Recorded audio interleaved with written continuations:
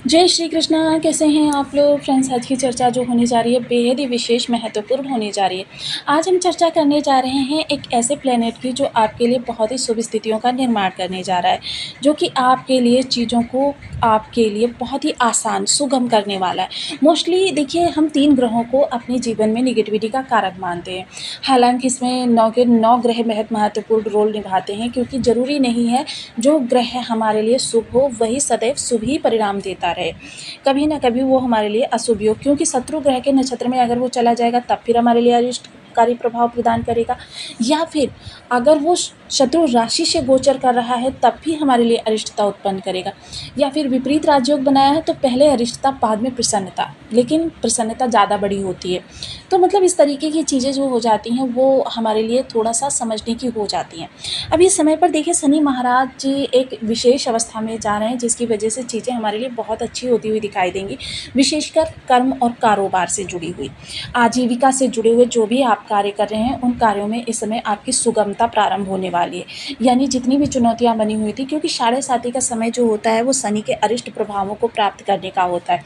अरिष्ट प्रभाव किस तरीके से प्राप्त होते हैं इन पर भी चर्चा करेंगे, और साथ ही चर्चा करेंगे क्यों अरिष्ट प्रभाव खत्म हो रहे हैं, और साथ ही साथ आपके लिए कहाँ से शुभतर स्थिति निकल कर आ रही है, कहाँ से आपके लिए अशुभ स्थिति निकल कर आ रही है। इन सभी विषयों को हम पूर्ण रूपेण इस वीडियो में जानेंगे, परखेंगे, और आपके लिए चीज़ों को किस तरीके से और ज़्यादा अच्छा किया जा सकता है उस पर भी चर्चा करेंगे।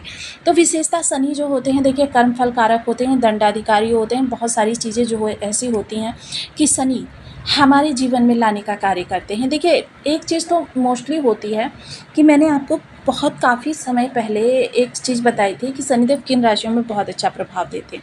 शनिदेव अगर 2 नंबर की राशि में है या फिर 7 नंबर की राशि में है, शनिदेव 9, 10, 11, 12 नंबर की राशि में है, तो शनिदेव की निगेटिविटी वहाँ पर 50% कम हो जाती है। साथ ही साथ देखिए, कर्माधिकारी दंडाधिकारी होने के साथ साथ जिस राशि में ये इस समय विद्यमान है वह राशि जो है न्याय के देवता गुरुदेव महाराज की है। यानी कि देखिए, दोनों ही जो है न्याय करता है, और इस समय पर जो ये चुनौतियाँ बनी हुई थी 7:30 के प्रभाव के कारण, क्योंकि दसम पर दृष्टि है, शनिदेव का एक विशेष का चीज़ होती है कि शनिदेव जिस भी भाव में बैठते हैं वहाँ पर भाव वृद्धि करते हैं, भाव वृद्धि करते हैं। अब यहाँ पर देखिए, अगर आप एकांत में रहना पसंद करते हैं, आत्मचिंतन करते हैं, मंथन करते हैं, तो जब भी व्यक्ति, कोई भी व्यक्ति हो, बहुत ज़्यादा इधर उधर रहता है तो क्या होता है, उसके मन में भटकाव उत्पन्न होता है, सही चीज़ों से स्थिति को वो समझ नहीं पाता है। फलता जब वो एकाकी होता है तो वो क्या होता है, गहराई से चीज़ों को सोचता है, सूक्ष्मता से उन पर विचार करता है। तब उसके लिए क्या होता है कि उस स्थान पर दृष्टि जाती है जहाँ पर वास्तव में वो गलतियाँ कर रहा था। स्वयं उसकी दृष्टि जाना। किसी विशेष व्यक्ति ने मुझे बताया कि देखो भाई, आप इस दिशा से गलत दिशा से जा रहे हो, आपको मंजिल नहीं मिलेगी। लेकिन क्या है, मुझे दूसरे व्यक्ति ने बताया तो मेरे मन में एक भाव आएगा, हो सकता है ये व्यक्ति किसी कारणवश ये ना चाहता हो कि मैं जल्दी मंजिल अपनी प्राप्त करूं, तो मैं चलती चली जाऊंगी। लेकिन अगर मुझे स्वयं को रियलाइज़ होता है कि भाई मैं गलत दिशा में जा रही हूँ, मैं भटक गई हूँ और मंजिल पर मैं शायद ना पहुँच पाऊँ, तब क्या होता है कि मैं उस चीज़ का सुधार करूँगी। तो यही चीज़ें होती हैं, इसीलिए हमारे शास्त्रों में सदैव व्यक्ति को एकाकी रहने के लिए कहा जाता है कि जितना ज़्यादा आप एकाकी रहेंगे उतना ज़्यादा आप स्थिति को समझ सकेंगे। तो देखिए, इस समय पर शनिदेव का एकाकी रखने का सिर्फ इतना ध्येय होता है कि आप लोगों को जांचें, परखें, उनके जो आपके साथ व्यवहार है उस पर विचार करें, क्योंकि यह समय होता है समाज का आईना देखने का। क्योंकि इस समय पर जो हित रहे करें सोई पीरा वाली स्थिति होती है। जो व्यक्ति आपको बहुत अच्छे से जानते हैं, आपसे सदैव कहते थे कि जब भी वक्त पड़े हमें आजमा लेना, वह व्यक्ति आपको देखते ही रास्ता चेंज कर देते हैं, या फिर आप अगर टोक देते हैं तो कहते हैं अरे भाई मैंने आपको देखा ही नहीं। तो मतलब इस तरीके की स्थिति हो जाती है। तो आइए चर्चा को आगे बढ़ाते हैं।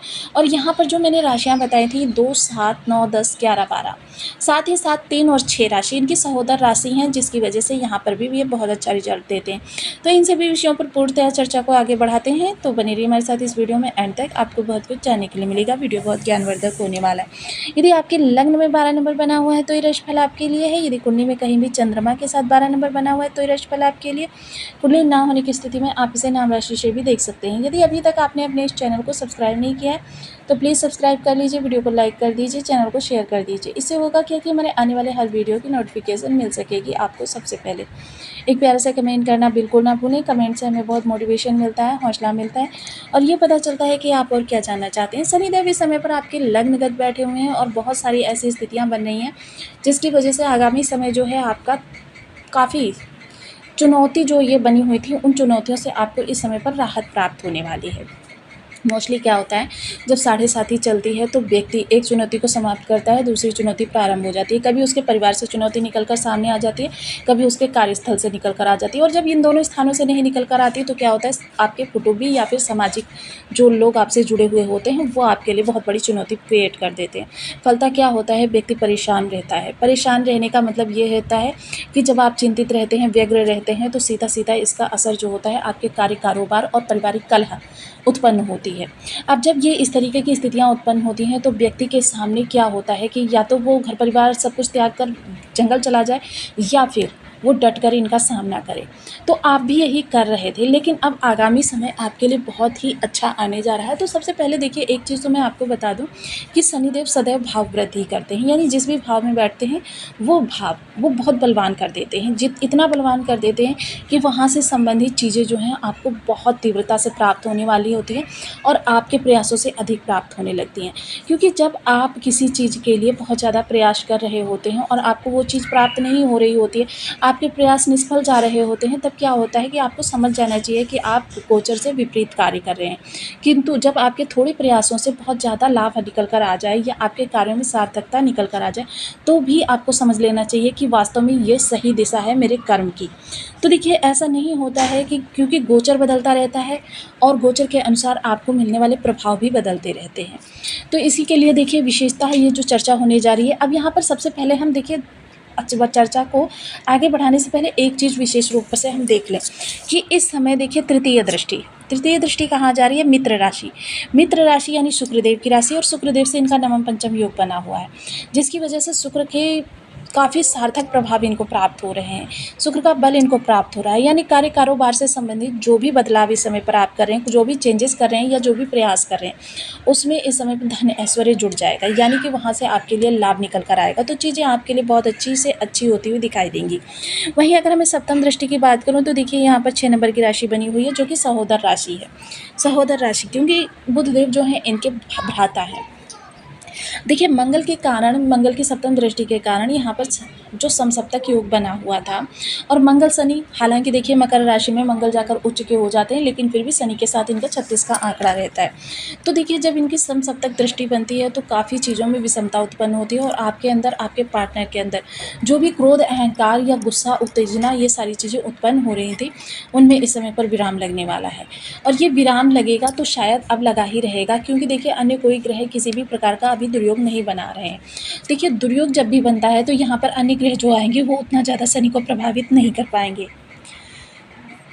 अब चीज़ें आपके लिए और ज़्यादा अच्छे तरीके से बेहतर होती हुई दिखाई देंगी। सबसे अच्छी बात है समय पर यह होती हुई दिखाई देगी कि आपके जीवन में जो भी परेशानियाँ थी वो धीरे धीरे करके किसी के हस्तक्षेप के द्वारा या फिर किसी के माध्यम से या फिर स्वयं ही आपके लिए अच्छी से अच्छी होती चली जाएंगी। आप स्वयं सहसा यकीन नहीं कर पाएंगे, परिस्थितियाँ इस तरीके से भी बदल सकती हैं।